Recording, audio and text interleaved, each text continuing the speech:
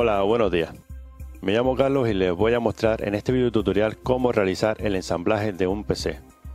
Según vaya eligiendo el componente a colocar, haré una pequeña descripción del mismo. Cuando ya tenga todos los componentes colocados y fijados correctamente, procederé a realizar la instalación del sistema operativo Windows 7. Antes de empezar con el proceso, les comentaré que este montaje de PC lo he realizado teniendo en cuenta el riesgo que conlleva para un componente electrónico la electricidad estática. Para la eliminación de mi propia electricidad estática me he basado en tocar una parte metálica y así descargarla. Vamos a comenzar. Aquí tengo la carcasa, es de formato ATX. Para retirar la tapa lateral quitaremos los dos tornillos que lo sujetan, para así poder acceder a su interior, que es donde ubicaremos todos los componentes.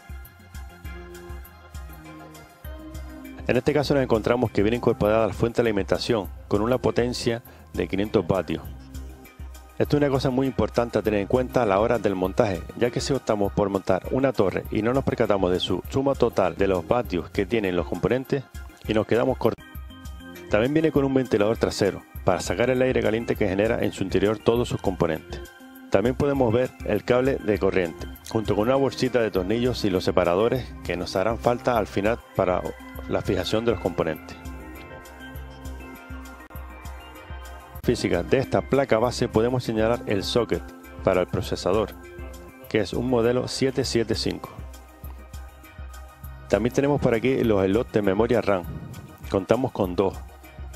Cada uno puede soportar un máximo de 4 GB de memoria. Las placas más antiguas solía venir un número de dos conectores IDE de 40 pines y uno de 36 pines.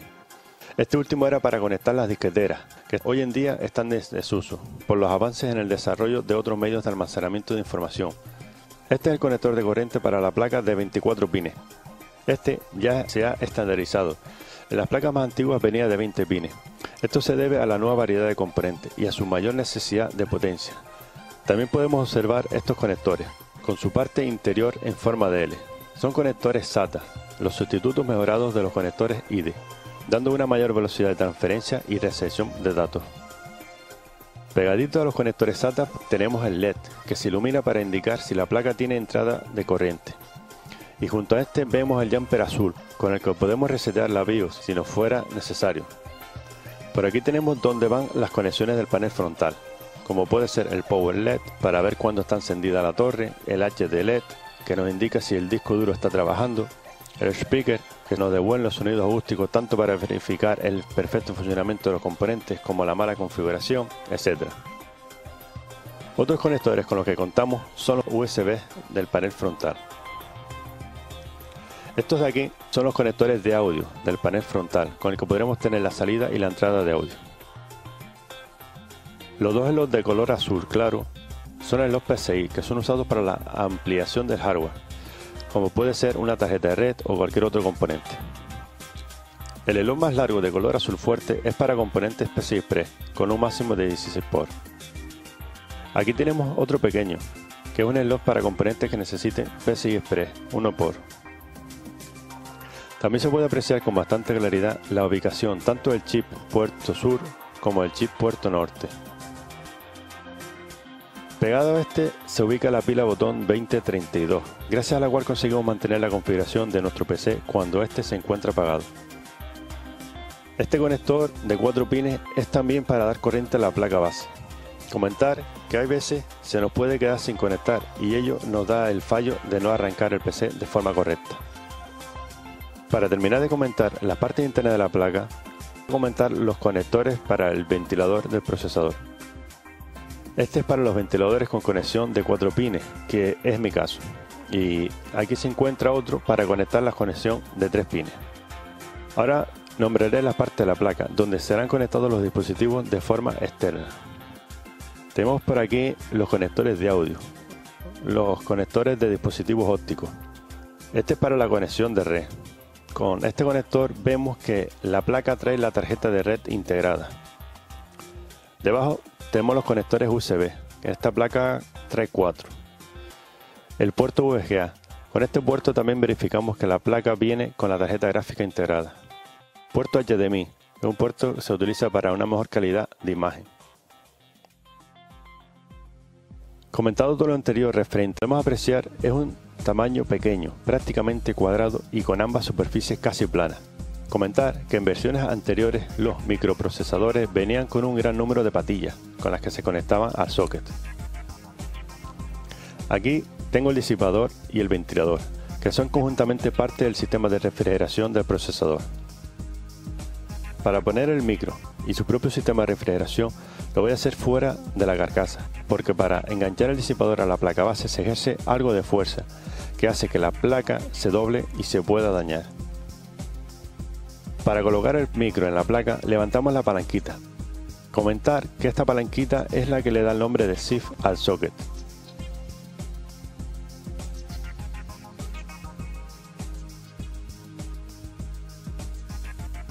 Ahora debemos de fijarnos en las muescas que tiene el procesador, que han de coincidir con las del socket, y así fijarlo de forma correcta.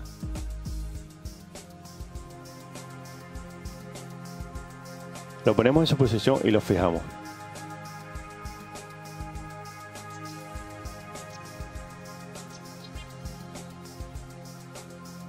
Ahora colocamos el sistema de refrigeración. Tiene 4 patas que coinciden con los agujeros de la placa. Como podemos ver, el sistema de enganche es sencillo. Ahora solo queda posicionar y con un poco de presión en las patas nos quedará todo fijado.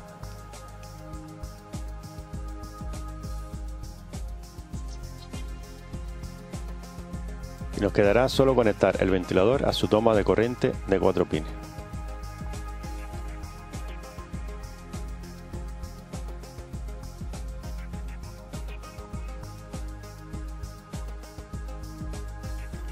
El siguiente paso será fijar la placa base a la carcasa, pero antes que nada se debe de retirar la lámina, en donde se colocará el embellecedor trasero de la placa.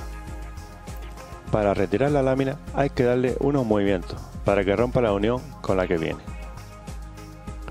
Luego nos fijaremos en los puntos de fijación de la placa para colocar los separadores correspondientes. Esta placa tiene 6 puntos para fijar. Haremos los separadores. No es necesario apretarlos con alguna herramienta. Con la fuerza de la mano vale. En caso de herramienta podemos usar unos alicates. Acto seguido colocaremos el embellecedor, fijándonos en la posición. Se coloca ejerciendo un poco de presión.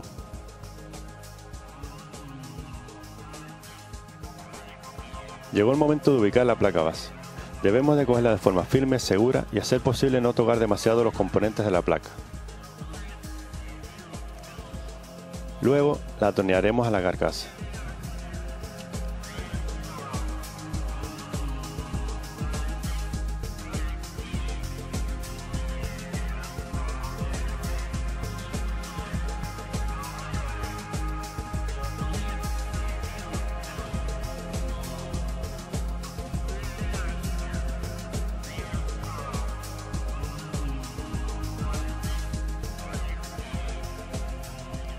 Voy a conectar el cable del panel frontal. Para saber la ubicación y no equivocarnos, podemos ver que está impreso en la placa los nombres correspondientes y su ubicación. Y en caso de que no fuese así, podemos recurrir al manual de la placa base, donde nos explica con claridad el esquema de dónde colocarlo. Dentro de las conexiones frontales tenemos los HD LED, Power LED, Power, Reset, USB y audio.